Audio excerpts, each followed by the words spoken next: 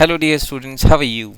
So I'm back with a new question paper. This is of 2017. Previously we have done 2016 question paper outside Delhi, and today we are going to see what we have in 2017. So let's get started. So first question is, how is a database related to a table? Okay, so this is really very straightforward question and easy, and the answer is database contains one or more tables in it. Okay, so this is the relationship between database and table.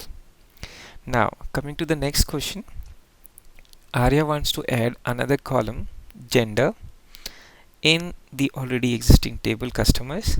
She has written the following statement, however it has errors. Rewrite the correct statement.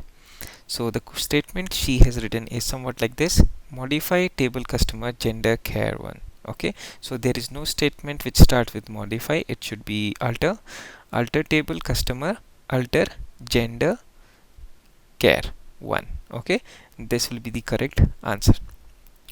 Now coming to the next C part, in a hospital the patients are allocated two wards. A database name hospital is created.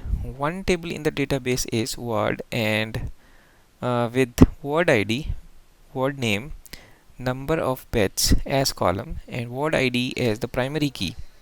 Write another suitable table you would expect to see in the hospital database with three suitable columns identifying primary key and foreign key in the table that you expect. Okay, so what you need to do, you need to create another table, or should have another table with at least three columns, and you have to specify the primary key as well. So what you can do is, you can imagine some of the table like patient. We can have a patient table. Patient number will be the primary key. Patient name can be another column. Date of admission is another column. In which department we have entered that patient, that is another column. Bed number can be another column. Okay, and ward number can be another. Ward ID can be another column which can act as a foreign key. So you can give wings to your imagination for this answer, right? And then let's move to another question which says, explain the following statement with the help of example. Okay, in a transaction either all the SQL statement be committed or all roll back. Actually this is not in your syllabus, but still the answer will be somewhat like this.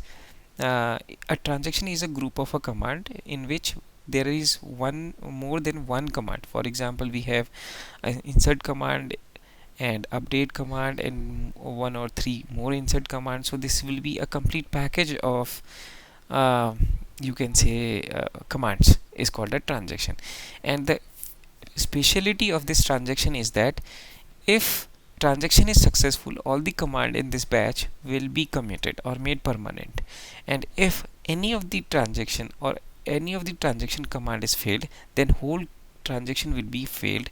None of the command in this complete batch will be applicable to the database.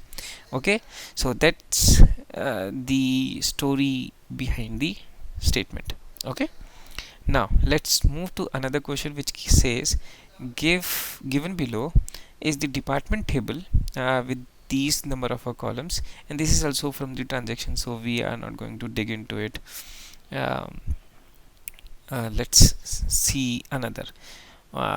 This one I haven't taught you in this class, but still it can be done. How is having clause similar to where clause? How is having clause different from where clause? Explain with the help of examples of each. Okay, so where and having clause both are used to filter records. Okay, tuples you can say on based on certain condition. For example, where salary is greater than 10,000. And similarly having can also be used, but the difference is that having clause is used with aggregate functions. For example, having max salary as is equals to 20, You can note down the example how we can do it.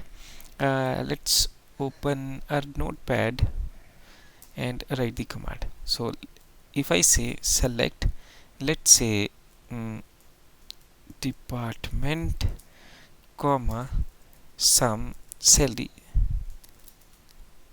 from, let's say, EMP. Now group by department, then we can have having, let's say, sum of salary is greater than, let's say, 50,000. So it will display only those in department whose sum of salary is more than 50,000. Okay, but if we write a query with the where clause, let's say we have a where clause instead of having clause, like this, it won't work. If this will give you error. So the difference is where clause cannot evaluate aggregate functions. Okay, instead you can straight away simply write salary is greater than, let's say, 50,000 or 40,000 straight. So if you want to evaluate aggregate results, then you have to use group by as well as having. Okay, so filtering can be done using where clause when we have a simple column, and for aggregate functions you have to specify having clause, okay, with group by. Hope you got the answer. And now let us move to our question number 5, which says you have to consider the table infant shown below, and discount column stores discount in percentage. Okay, so here we have certain questions. You have to do these, and we will discuss these questions later in coming session. Okay, so in these are the some 1 to 8 questions. You can pause the screen and see the questions, right? So hopefully you will submit your work and do it in your practical as well as classwork copy. So that's all for today. Have a nice day. Bye bye.